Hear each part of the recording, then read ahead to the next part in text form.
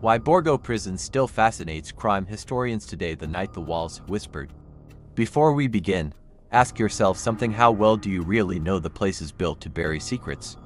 If you crave the darkest untold stories, subscribe now, like this video, and tell me in the comments what you think really happened inside Borgo Prison.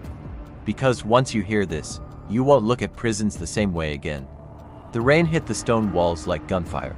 Blue lights sliced through the fog rolling off the Adriatic coast as police vehicles screeched to a stop outside the abandoned fortress known as Borgo Prison. Officers jumped out with rifles raised, boots splashing through puddles that reflected the jagged silhouette of the 19th century structure. Movement on the east tower. A figure had been spotted near the upper battlements, just a shadow at first.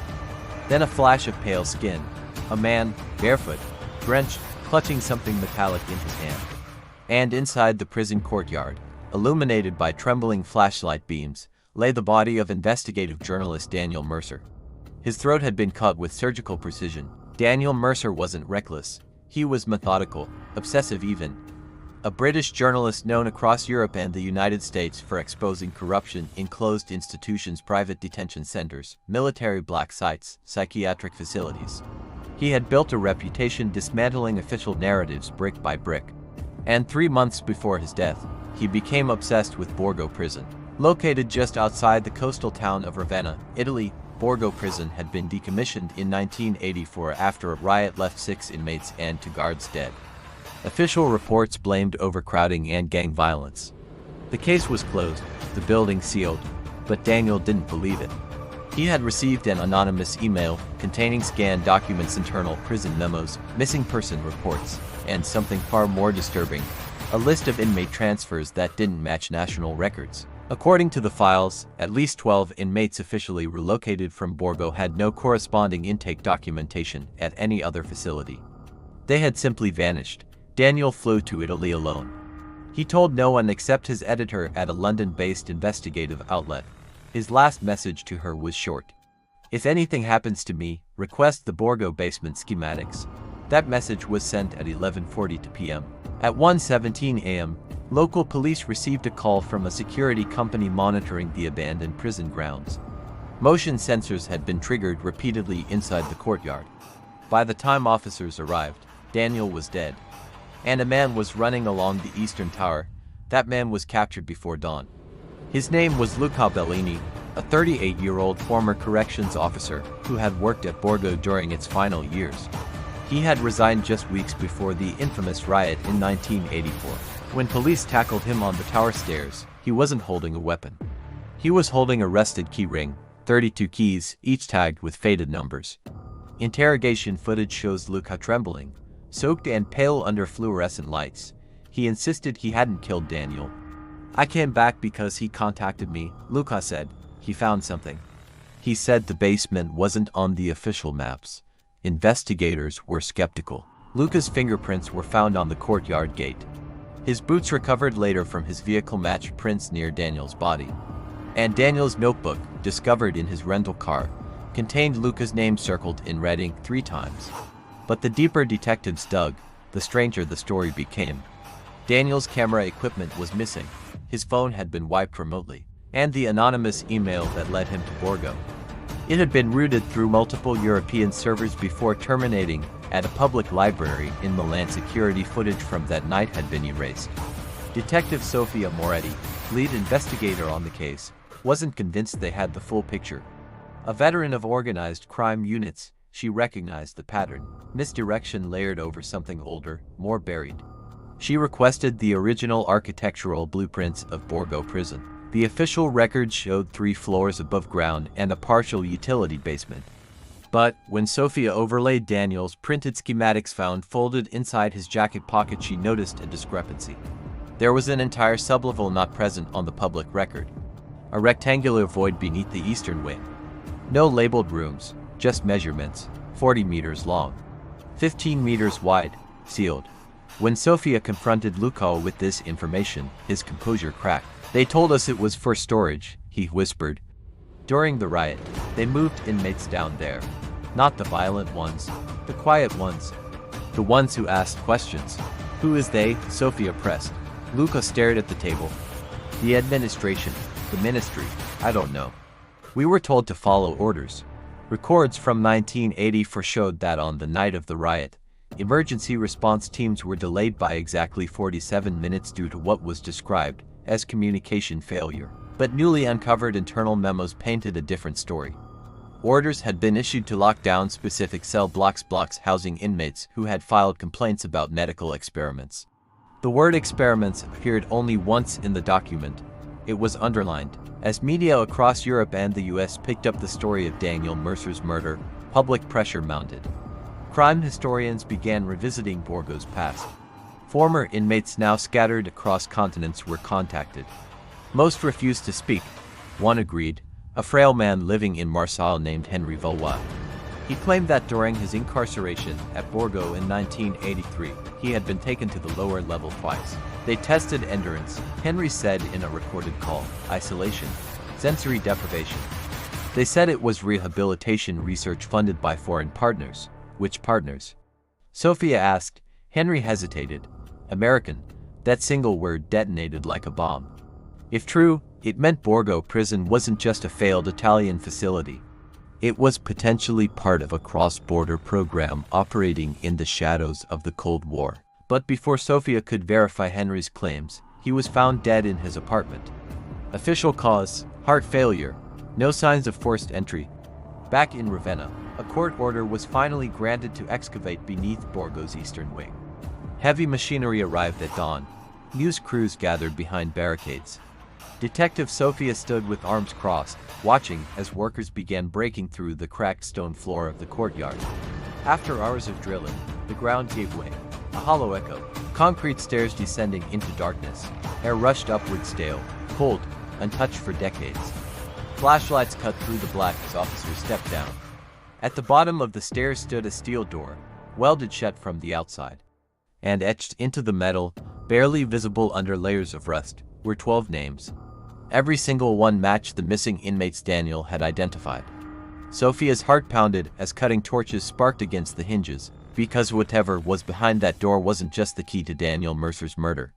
It was the reason Borgo Prison still fascinates crime historians today. And when that steel door finally fell open, what they found inside would change the entire investigation. The steel door didn't creak open, it collapsed. When the final hinge gave way, the slab of metal hit the concrete floor with a thunderous crash that echoed through the underground chamber like a gunshot. Dust exploded into the air. Officers raised their flashlights, beams slicing through decades of darkness. The smell hit first, not decay, not rot, chemicals, old antiseptic, rust, damp stone. Detective Sophia Moretti stepped inside. The room was far larger than the blueprints suggested. Fluorescent light fixtures hung from the ceiling, their glass casings shattered. Along the walls stood narrow metal beds bolted to the floor. Each one had leather restraints at the wrists and ankles. 12 beds. Against the far wall sat a row of steel cabinets. Some doors hung open. Inside were glass syringes, for tubing, yellowed gauze, and stacks of file folders sealed in plastic. On the floor near the center of the room was something that made even veteran officers go silent. A camera tripod, modern, not 1980s equipment. Someone had been down here recently. Forensics moved in carefully. Every surface was photographed, dusted, catalogued. The file folders were removed one by one and placed into evidence bags. Each folder bore a number, not a name. Inside were psychological evaluations, medical charts, and handwritten observation logs. The language was clinical, detached. Subject for demonstrates increased compliance after 72 hours of sensory deprivation. Subject 9 exhibits resistance to auditory conditioning. Subject 12 unresponsive. Recommend transfer. Transfer, the same word used in the falsified inmate relocation records. Sophia flipped to the back of one file and froze. Stamped in faded ink was a logo, a stylized eagle. Beneath it, in English, Behavioral Research Initiative, no country listed. But the paper stock wasn't Italian government issue. It was American. Upstairs, news of the discovery spread like wildfire. International media descended on Ravenna. Headlines across Europe and the United States asked the same question.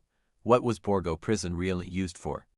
But inside the investigation, the focus narrowed to one urgent detail, the modern tripod. Someone had entered the sealed basement before Daniel Mercer's death. Security logs from the abandoned prison's perimeter showed no official access in years. The property had been under minimal surveillance, motion sensors, and periodic patrols. Nothing more. Yet Daniel had known about the basement, and Luca Bellini had returned the same night Daniel was killed. When confronted with the discovery, Luca's face drained of color. "I told him not to go down there," he said during a second interrogation. "He thought it was history. I told him it wasn't finished, not finished." Sofia asked. Luca swallowed hard. "The program didn't end in 1984. It moved." "Moved where?" "I don't know. We were told funding was cut." But a week before the riot, men in suits came. Not Italian. They met with the warden. After that, certain inmates were separated. The quiet ones, the educated ones, political activists, journalists. Daniel fit that profile perfectly. Investigators pulled Daniel's financial records. 3 days before his flight to Italy, he had received a wire transfer of €25,000 from an anonymous account. Not payment. A warning. The memo line read, "Stop digging." He hadn't. Forensics then made a second discovery in the basement. Behind one of the steel cabinets was a narrow secondary door, partially concealed by crumbling plaster. Unlike the main entrance, this one wasn't welded shut. It was locked. Luca's rusted key ring was brought down. 32 keys. On the 12th attempt, one turned. The door opened into a smaller chamber. This room was different. No beds, no restraints, just shelves. And on those shelves were boxes of videotapes, dozens of them, labeled by number and date. The most recent date, 2 months ago. The room went silent. Borgo Prison had been officially abandoned for over 40 years. Yet someone had been using this underground facility in the present day. The tapes were rushed to a secure evidence lab. Technicians began digitizing the footage. The first video showed a man seated in a metal chair under harsh lighting. His face was partially obscured, but his accent was unmistakably American. He was being asked questions, not about crimes, about ideology. How far would you go for your beliefs? What would you sacrifice for national security? The man's responses were calm at first, then agitated, then desperate. The footage cut abruptly. The second tape showed a different subject. A woman, European, blindfolded. A voice off camera instructed her to remain silent for extended periods. Hours passed in time lapse. She began to tremble, cry, beg. The techniques mirrored the notes from 1983, sensory deprivation, psychological stress conditioning. This wasn't a relic of it was ongoing. Sofia felt the weight of it settle in her chest. Daniel hadn't just uncovered a historical scandal. He had stumbled into an active operation, and someone had silenced him. But the biggest shock came from the final tape in the box. It was labeled with a name instead of a number. D. Mercer. The timestamp was 3 nights before his death.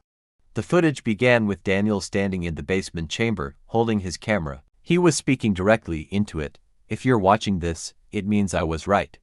Borgo wasn't shut down, it was repurposed. The Behavioral Research Initiative is still operating, and I have proof." The camera angle shifted abruptly, as if knocked sideways. Voices echoed. One voice, command-controlled, spoke in English. "You were warned, Mr. Mercer." The screen went black. The lab technician paused the video. Sofia leaned closer. "Enhance the audio," she said. The technician isolated the final seconds before the cut. Footsteps, a metallic clink, and then a second voice, Italian, recognizable, Luca Bellini. The room seemed to tilt.